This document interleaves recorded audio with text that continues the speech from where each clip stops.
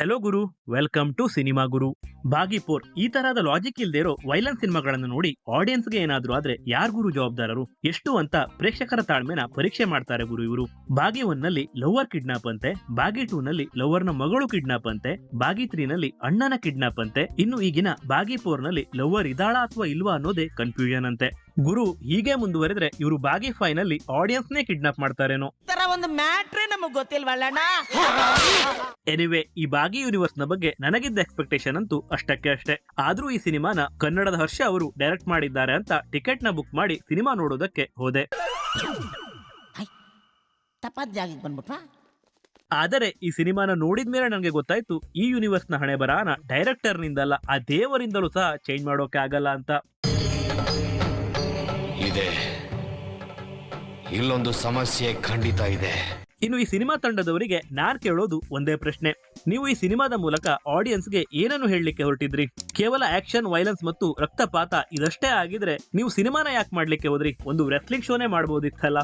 ಇನ್ನು ಈ ಚಿತ್ರದ ಕಥೆಯ ಬಗ್ಗೆ ಹೇಳೋದಾದ್ರೆ, ಚಿತ್ರದ ಸ್ಟಾರ್ಟಿಂಗ್ ನಲ್ಲೇ ಹೀರೋಗೆ ಒಂದು ಆಕ್ಸಿಡೆಂಟ್ ಆಗತ್ತೆ. ಅದರಿಂದ ಚೇತರಿಸಿಕೊಂಡವನಿಗೆ ಆ ಆಕ್ಸಿಡೆಂಟ್ ನಲ್ಲಿ ತನ್ನ ಲವರ್ ಕೂಡ ಸತ್ತು ಹೋಗಿದ್ದಾಳನ್ನೋ ವಿಷಯ ಗೊತ್ತಾಗತ್ತೆ. ಆದರೆ ಇವನ ಮಾತನ್ನ ಯಾರು ಕೂಡ ನಂಬೋದೇ ಇಲ್ಲ. ನಿನಗೆ ಯಾರು ಲವರ್ ಇಲ್ಲ, ಇದು ನಿನ್ನ ಹೆಲ್ಯೂಸಿನೇಷನ್ ಅಂತ ಹೀರೋಗೆ ಹೇಳ್ತಾರೆ. ಹಾಗಿದ್ರೆ ಇಲ್ಲಿ ಆಗಿರೋದಾದ್ರೂ ಏನು? ಇವನು ನಂಬೋ ಹಾಗೆ ಇವನಿಗೆ ಲವರ್ ಇದ್ಲಾ ಅಥವಾ ಇದು ಇವನ ಹೆಲ್ಯೂಸಿನೇಷನ್ ಅನ್ನೋದು ಚಿತ್ರದ ಒನ್ಲೈನ್ ಕತೆ. ಇನ್ಫ್ಯಾಕ್ಟ್ ಈ ಸಿನಿಮಾದ ಒನ್ಲೈನ್ ಕತೆ ಚೆನ್ನಾಗೇ ಇದೆ. ಆದರೆ ಸ್ವಲ್ಪ ರಿಸರ್ಚ್ ಮಾಡಿದ್ಮೇಲೆ ನನಗೆ ಗೊತ್ತಾಯ್ತು, ಈ ಸಿನಿಮಾ ಕೂಡ ಬಾಗಿ ಯೂನಿವರ್ಸ್ ನ ಇತರ ಸಿನಿಮಾಗಳಂತೆ ರಿಮೇಕ್ ಅಂತ. ಇದು ತಮಿಳಿನ 555 ಸಿನಿಮಾದ ರಿಮೇಕ್. ಮೋಸ್ಟ್ಲಿ ಇರೋ ಸ್ಟೋರಿಯನ್ನೇ ಬಾಲಿವುಡ್ ನ ನೇಟಿವಿಟಿಗೆ ತಕ್ಕಂತೆ ಹೇಳಿದ್ರೆ ಈ ಸಿನಿಮಾ ಚೆನ್ನಾಗಿರ್ತಿತ್ತೇನೋ. ಆದರೆ ಇಲ್ಲಿ ಇವರು ಅನಿಮಲ್, ಮಾರ್ಕೋ ಹಾಗೂ ಕಿಲ್ ಸಿನಿಮಾಗಳನ್ನ ಮೀರಿಸ್ಲಿಕ್ಕೆ ಹೋಗಿ ಥಿಯೇಟರ್ಗೆ ಸಿನಿಮಾ ನೋಡೋದಕ್ಕೆ ಹೋಗೋ ಆಡಿಯನ್ಸ್ ಅನ್ನೇ ಕಿಲ್ ಮಾಡಿಬಿಟ್ಟಿದ್ದಾರೆ. ಆಯ್ತಪ್ಪ, ನೀವು ಇನ್ಸ್ಪೈರ್ಡ್ ಆಗಿ ಸಿನಿಮಾ ಮಾಡ್ತೀರಾ, ತಪ್ಪಿಲ್ಲ, ಖಂಡಿತ ಮಾಡಿ. ಆದರೆ ಸಿನಿಮಾಗೆ ಏನು ಅವಶ್ಯಕತೆ ಇದೆಯೋ ಅದನ್ನ ಮಾತ್ರ ಆಡ್ ಮಾಡಿ. ಅವಶ್ಯಕತೆನೇ ಇಲ್ದೇ ಇರೋ ವೈಲೆನ್ಸ್, ಲಾಜಿಕ್ಕೇ ಇಲ್ದೇ ಇರೋ ಬ್ರೂಟಾಲಿಟಿ ಇವೆಲ್ಲ ಬೇಕಿತ್ತ? ಹೇಳ್ತಾ ಹೋದ್ರೆ ಇನ್ನೂ ಸಿಕ್ಕಾಪಟ್ಟೆ ಇದೆ.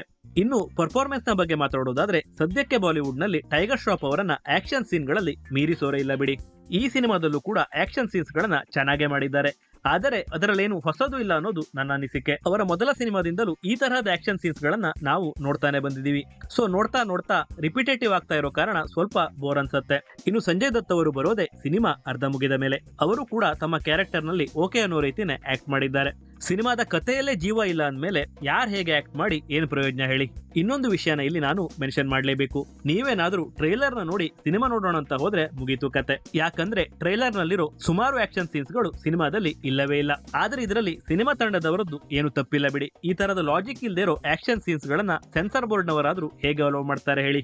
ಆಕ್ಷನ್ ಸಿನಿಮಾಗಳಂದ್ರೆ ನನಗೂ ಕೂಡ ಇಷ್ಟಾನೆ. ಆದರೆ ಎಲ್ಲದಕ್ಕೂ ಒಂದು ಲಿಮಿಟ್ ಇರ್ಬೇಕಲ್ವಾ? ಈ ಆಕ್ಷನ್ ಮತ್ತು ವೈಲೆನ್ಸ್ ಸೀನ್ಗಳು ಸಿನಿಮಾದ ಕತೆಗೆ ಒಂದು ವ್ಯಾಲ್ಯೂನ ಆಡ್ ಮಾಡಿದ್ರೆ ಮಾತ್ರ ಅದಕ್ಕೆ ಒಂದು ಅರ್ಥ ಇರತ್ತೆ. ಸುಮ್ಮನೆ ಇರ್ಲಿ ಅಂತ ಅನ್ನೆಸರಿ ಆಕ್ಷನ್ ಸೀನ್ಸ್ ಗಳನ್ನ ಆಡ್ ಮಾಡಿದ್ರೆ ಈ ತರಹದ ಬಾಗಿ 4 ಸಿನಿಮಾಗಳು ಆಗತ್ತೆ ಅಷ್ಟೇ. ಇನ್ನು ಹಾನೆಸ್ಟ್ ಆಗಿ ಹೇಳ್ಬೇಕು ಅಂತ ಹೇಳಿದ್ರೆ, ಟೈಗರ್ ಶ್ರಾಫ್ ಹಾಗೂ ಈ ಬಾಗಿ ಯೂನಿವರ್ಸ್ ನ ತಂಡದವರಿಗೆ ಪ್ಲೀಸ್ ಇಲ್ಲಿಗೆ ನಿಲ್ಸ್ಬಿಡಿ, ದಯವಿಟ್ಟು ಯೂನಿವರ್ಸ್ ನ ಮತ್ತೆ ಮುಂದುವರಿಸಬೇಡಿ ಅಂತ ಹೇಳ್ತೀನಿ. ಇನ್ನು ಆಡಿಯನ್ಸ್, ನೀವೇನಾದ್ರೂ ಈ ಸಿನಿಮಾನ ನೋಡ್ಬೇಕು ಅಂತ ಇದ್ರೆ ಹಾಸ್ಪಿಟಲ್ ನಲ್ಲಿ ಅಪಾಯಿಂಟ್ಮೆಂಟ್ ನ ಮೊದಲು ಬುಕ್ ಮಾಡಿ, ನಂತರ ಈ ಸಿನಿಮಾದ ಟಿಕೆಟ್ ಅನ್ನ ಬುಕ್ ಮಾಡಿ. ಸೊ ಇದಾಗಿತ್ತು ನನ್ನ ಹಾನೆಸ್ಟ್ ಒಪಿನಿಯನ್ ಆನ್ ಬಾಗಿ 4 ಸಿನಿಮಾ. ಈ ರಿವ್ಯೂ ಆರ್ ರ್ಯಾಂಟ್ ನಿಮಗೆ ಇಷ್ಟ ಆಗಿದ್ರೆ ಈ ವಿಡಿಯೋನ ಲೈಕ್ ಮಾಡಿ, ಹಾಗೂ ಸಿನಿಮಾಗಳನ್ನು ನೋಡು ನಿಮ್ಮ ಸ್ನೇಹಿತನೊಂದಿಗೆ ಈ ವಿಡಿಯೋನ ಹಂಚಿಕೊಳ್ಳಿ.